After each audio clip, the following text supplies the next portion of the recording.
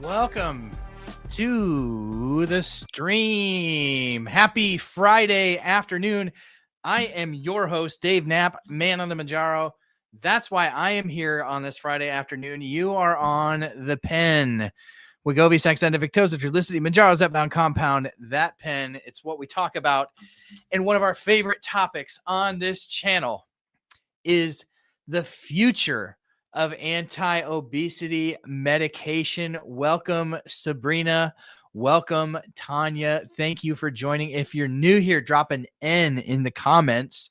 Let me know that you're new here. I'd love to welcome you by name. And then your next order of business is to hit the subscribe button, because there are about 35% of you that enjoy videos from On the Pen that aren't subscribed yet. So make sure that you never miss an update like today's update if the future of anti-obesity medication gets you excited. I mean, the current state of anti-obesity medication is quite exciting.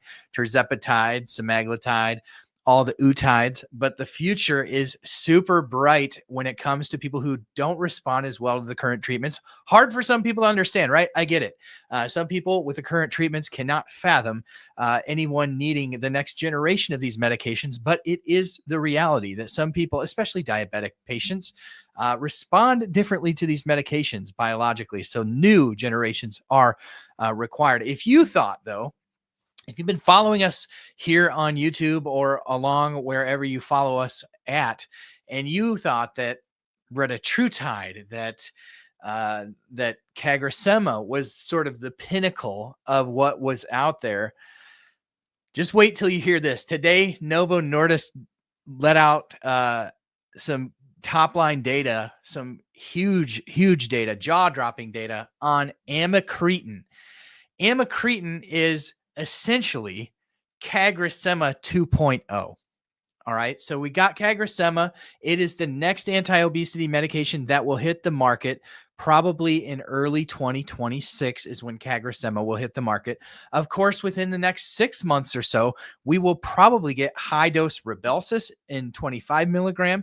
We'll probably get high dose injectable semaglutide at 7.2 milligrams. So there are things coming even in the near term before CagriSema comes along. But amycretin is only in phase 1 and early phase 2 trials. Phase 1. So the data we got today was from a phase 1B and a phase 2A crossover trial for amycretin. Now, amycretin, like CagriSema, is a GLP-1 receptor agonist and an amylin receptor agonist, but it's like supercharged. So it's a unimolecule. It is actually a peptide. It is a unimolecule. So one peptide working on two different pathways, so to speak, where CagriSema is actually two different molecules, cagrilintide, and semaglutide. So let's talk about the data that we got today, because this data sent Novo Nordisk stock crawling back from the gutter where it's been since we got that CagriSema data just a few weeks ago that was a bit underwhelming for investors. Listen, investors, I think, and people who are looking at these medications for future treatment are always looking at how much weight loss and how fast. Those are, whether we like it or not, those are the two things that we tend to measure these things by. And so based upon that metric, and we can argue as to whether that's a good metric or not, based upon that metric, this is mind-blowing. So check this out. In a 36-week trial, this trial is half the length of the Surmount trial. So when we get 22% in change weight loss, I think it was 22.3 in the Surmount trial with tirzepatide, know that that was a 72-week trial, and you had to go all the way to the 15 milligram to get that result. So the 22.3 in this phase 1A2 or phase 1B2A trial in this amycretin injectable, patients in 36 weeks saw a 22% reduction in body weight. Let that sink in. 36 weeks, 22%. So all the efficacy of tirzepatide in half the time.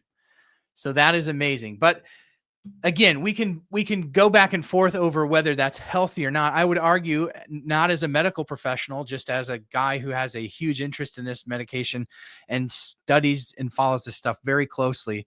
People are always like, that can't be safe weight loss. And I would just say that I think if you talk to your provider, there are probably some people out there whose situation is so dire, the quicker they can get the weight off, the better, depending on what their comorbidities are and how bad they are. For most people, it's going to be very fast. And there are things that we start to get concerned about with that sort of rapid weight loss. Of course, some of the less or more innocuous ones would be hair loss. Or even people on tirzepatide deal with hair loss when your body is in a huge deficit, which is what causes this weight loss, right? Way more energy expended than energy brought in. And these medicines historically that are on the market work on that intake rather than expenditure. Future generation of drugs will work on energy expenditure as well. Look at retatrutide. But check this out.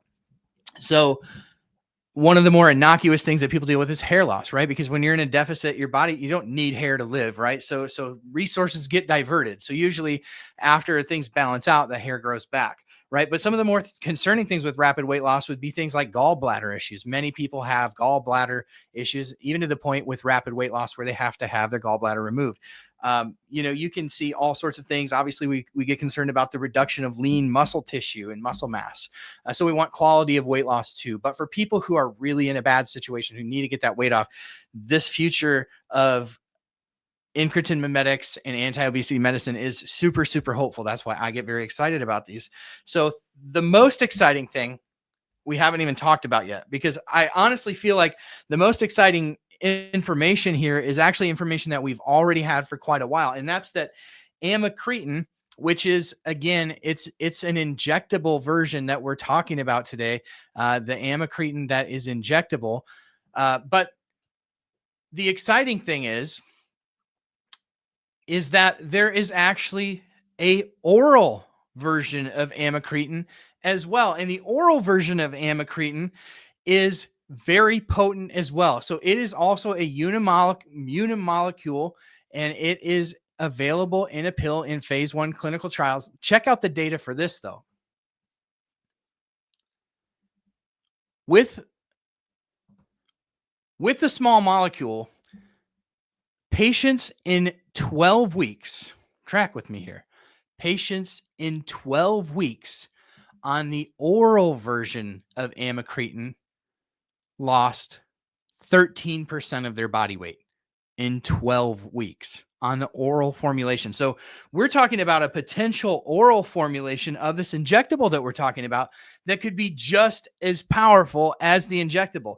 And that could be a game changer, because with the current treatments, we are only now starting to see somewhat of a reprieve in the supply of these medications. Why? Because they're very complicated to make. The pens, as described by Eli Lilly, CEO, are some of the most complex things to make on the planet. Why? Because this all has to be sterile. It's not like you're just putting all these parts together. If you take these apart, there are many, many pieces inside. Everything has to be sterile because it's an injectable medication.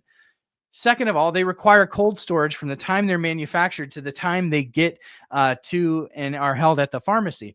With an oral formulation, they can crank millions and millions of these pills out on the cheap, not requiring cold storage. And this will potentially, over time, provide more access to medication for people. Of course, the sidebar here is always price. Not a lot we can do about that, but we can at least be excited about the fact that a pill version is way more promising to reach the masses than these unsustainable injectables. Like, it is just mind-boggling how many of these are in landfills. You just think about, with Mounjaro, tirzepatide, Zepbound in particular, there are 4 of these a month. 4 of these. That means with, let's say there's 2 million people on the medication, that's 8 million pens a month in a landfill somewhere. That is not sustainable. So oral formulations are exciting. Now, of course, we've talked about some of the technology that's out there, Dehydratech, which is a company has this basically patented technology that they're working on with liraglutide, with tirzepatide, to bring an oral formulation potentially to the market sometime soon. But I get really excited about things like oral amycretin because I am super, super excited about that. Wow, nickname Amy means business.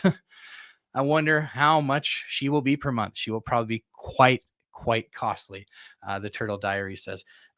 So that's what I get excited about. I get excited about the oral formulation. So I think a lot of the CagriSema news that brought the Novo stock down was completely unwarranted. I think we touched on this a little bit earlier, but the main thing about that is that the patients on that clinical trial, 72 weeks, 22.7% weight loss. So they were looking for a little bit higher number compared to tirzepatide, which was around that same number for around the same amount of time. But the difference between the tirzepatide trial and the CagriSema trial is that the CagriSema patients did not have to dose escalate, meaning all the patients on that trial didn't have to go to the top dose to achieve those results. In the tirzepatide trial, there was a forced dose escalation. So to get to the 22.3%, you had to go all the way to 15 milligrams. Now, I like the design of the Novo trials because I think they mimic real life a little bit better. The one thing that we've heard from doctors who have come onto our program over and over and over again is to stay at the lower doses for as long as they work for you. That gives you more rungs of the ladder, so to speak, to climb in your pursuit of your maintenance goal weight number. And so why would you burn through and move up on a dose when the dose that you're on currently works? And so I think that's why Novo has designed these trials the way that they have. Of course, some other things that you've seen based upon the way the Surmount trial was run, which again was to get maximum weight loss results out of that trial. But because it was a forced dose escalation, you see insurance companies playing games with people and not allowing them to stay on the lower doses for longer, basically forcing them to move up per the clinical trial information. So sort of compromising their care in that way. So I like that Novo's designed these trials this way, but it is sort of for investors. They're just looking for, again, more weight loss, shorter amount of time. That seems to be the big metric that people are looking at. You look at Viking Therapeutics, VK2735 is a GLP-1 GIP, much like tirzepatide. They're running that in parallel studies. They've got an oral formulation of that and an injectable. There's so many things to watch and keep a lookout on in this space. And one of the things that gets us the most excited here at On the Pen to talk about, if you couldn't tell. So before we jump off, please hit the like button. That helps other people get this information out. I can't do it without you. So you got to interact. You got to hit the thumbs up button. If you're not subscribed, please, I would encourage you to hit the subscribe button. I hope you enjoyed this little update this afternoon on amycretin. Don't forget to sign up for email alerts at onthepen.com/email. I hope that you'll check us out, and we will catch you on the next one. Thank you for hanging out with us a little bit this afternoon. I appreciate y'all.